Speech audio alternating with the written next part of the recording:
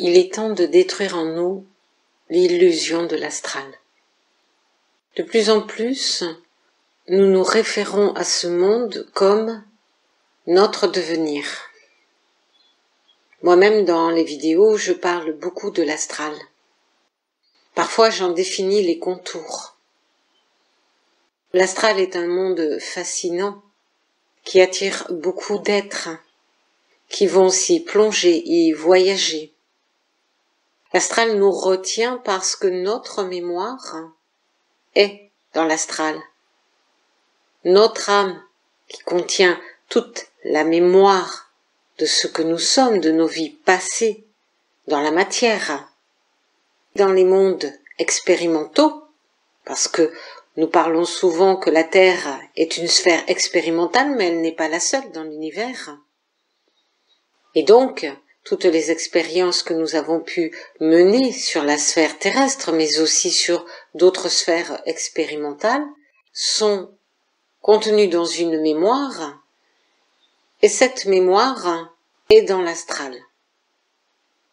L'astral, c'est un plan intermédiaire. Et souvent, on dit de lui que c'est un plan de l'illusion. Parce que c'est une dimension qui est créée par toutes les illusions qui ont été générées par les êtres qui sont dans les sphères expérimentales. L'astral tourne autour des sphères expérimentales. Il enveloppe les sphères expérimentales.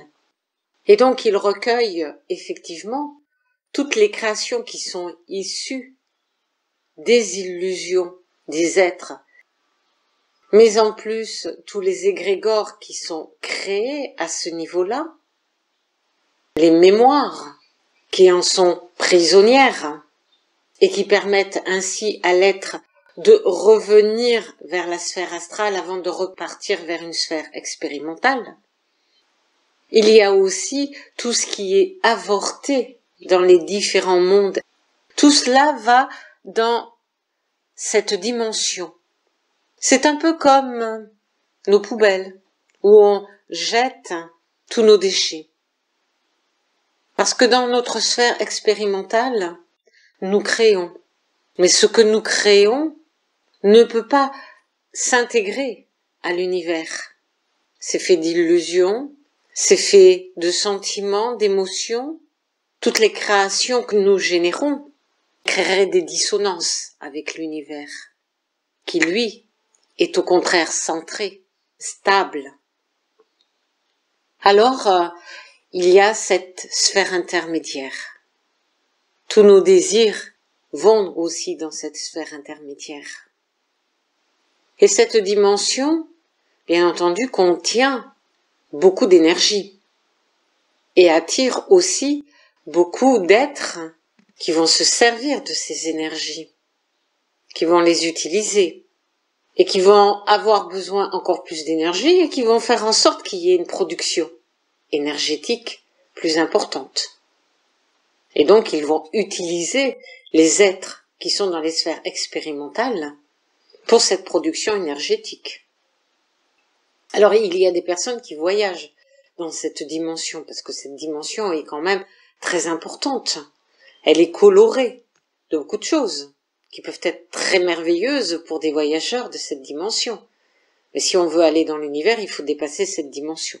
Donc, prendre des portails pour pouvoir traverser vers d'autres espaces qui, eux, sont bien plus importants et plus lumineux que ce que nous connaissons aujourd'hui.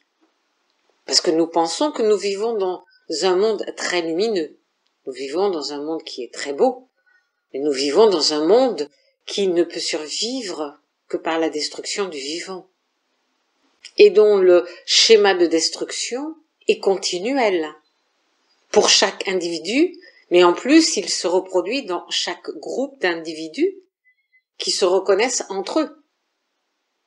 Ce sont des forces qui jouent un effet de balancier pour maintenir un équilibre.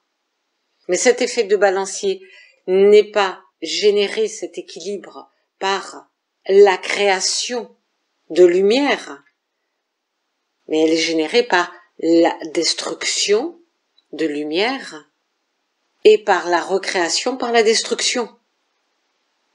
C'est la forme de la dualité. Une chose ne peut exister que parce que son contraire existe dans ce monde. Donc, la création de lumière ne peut exister que par la destruction d'autre chose. Ce qui n'est pas le cas dans l'univers. L'univers ne fonctionne pas de cette manière-là. Mais notre monde terrestre, tout comme l'astral, fonctionne de ces manières-là. Alors, est-ce qu'on peut détruire l'astral? On ne peut pas détruire l'astral. C'est trop puissant, c'est trop grand. Mais par contre, on peut le dépasser.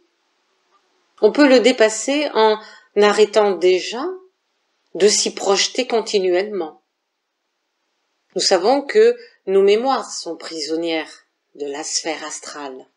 Il va donc falloir trouver le moyen d'intégrer ces mémoires définitivement et de les fusionner avec notre mental, notre ego et notre esprit. Mais nous ne pouvons pas fusionner avec ces mémoires tant que nous serons pris dans le piège de l'illusion que génère la zone astrale, cette dimension, de manière à nous maintenir dans le cycle des réincarnations.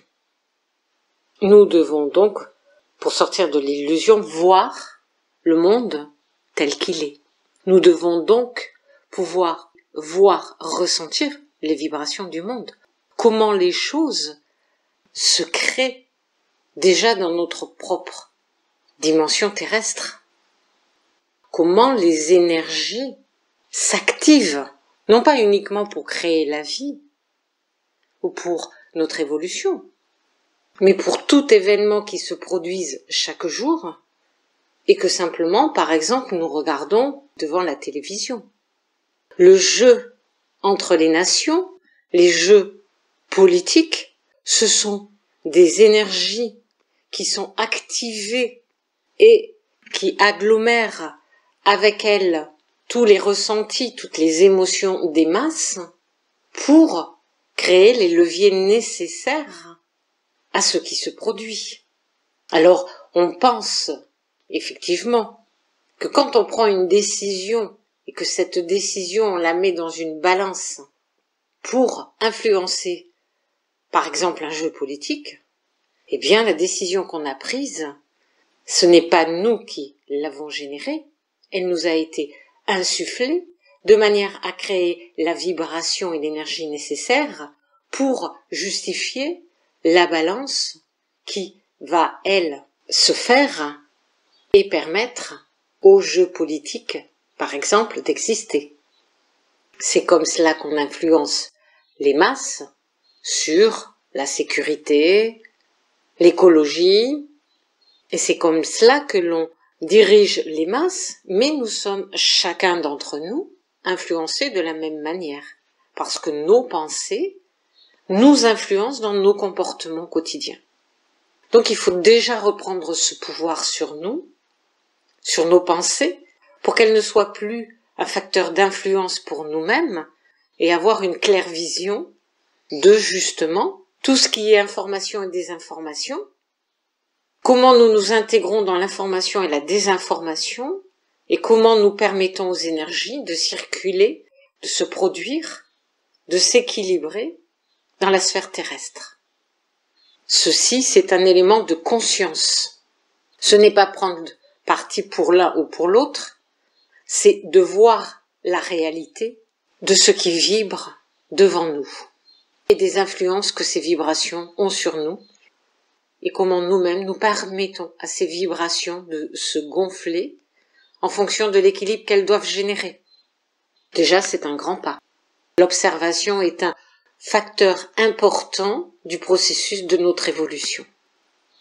Et quand on a commencé à observer, on aperçoit comment on est manipulé à l'intérieur des équilibres énergétiques qui se font dans cette terre. Donc c'est là qu'on prend une position de retrait. Je suis un observateur, mais je ne veux pas interférer sur cet équilibre-là, même si ce qui se passe ne me plaît pas. À partir du moment où j'interfère, je deviens une personne, un être manipulé. et je ne suis plus maître de ma personne.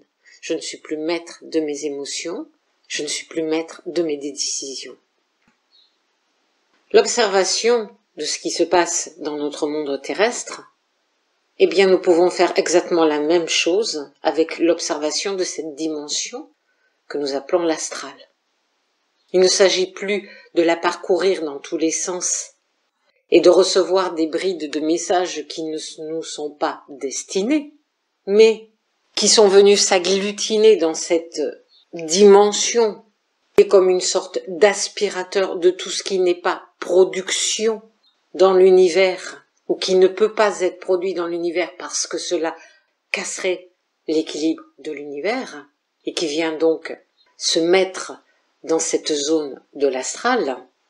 À partir de ce moment-là, si je reçois une information que je vais prendre dans cette sphère de l'astral et que je la produise comme étant une évolution de nous et de notre dimension terrestre et que je la transmette dans la matière, eh bien je participe au même processus information, désinformation, manipulation énergétique. Parce que cette information n'est simplement qu'un déchet. Et ce n'est pas une information qui est propre à notre évolution. Alors si je dis, parce que j'ai récupéré dans cette zone astrale une information qui dit que nous allons avoir bientôt de la visite extraterrestre, par exemple, eh bien, il n'y a aucune certitude que cette information soit réelle. Elle peut être simplement un déchet qui est venu se mettre dans cette zone-là parce que elle ne sert pas l'univers et elle ne sert pas l'équilibre de l'univers. Alors il faut prendre avec parcimonie et regarder avec des yeux ouverts tout ce que nous recevons. Que ce soit dans le cadre de canalisation, mais toutes les informations que nous prenons dans la zone astrale, et puis aussi toutes les informations qui circulent sur la zone terrestre. Il faut devenir un observateur. On ne peut pas intervenir sur cette observation tant que nous-mêmes, nous n'avons pas pu obtenir suffisamment d'équilibre pour ne plus juger l'observation dans un pôle de dualité plus ou moins, mais pour en voir toute la réalité qui s'en dégage et qui n'est pas propice forcément à l'évolution de l'être humain.